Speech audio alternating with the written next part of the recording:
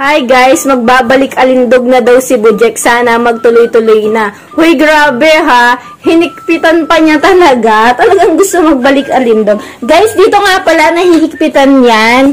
Kung gusto nyo yung mabilis lang yung padjak nyo, or kung gusto nyo naman na matigas yung pagpadjak nyo para talaga yung pagpadjak nyo is talagang force na force kayo. Then, meron din siyang ganito guys. Para nalalaman nyo yung speed ng tinatakbo nyo, yung time, ayan, yung calories, yung pulse rate. Nilagyan lang namin siya ng battery. Tapos, yan. Pwede ka na mag-exercise. Ang tagal na nito sa amin, itong bike, stationary bike na to, nung after namin ikasal.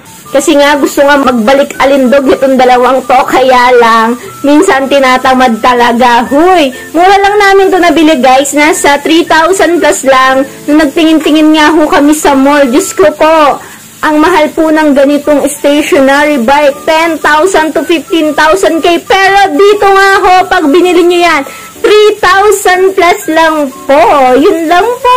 Thank you for watching, kuting-ting. Sana sipagin lagi si Bujek para lumiit na yung tawi niya. Huy! Bye-bye!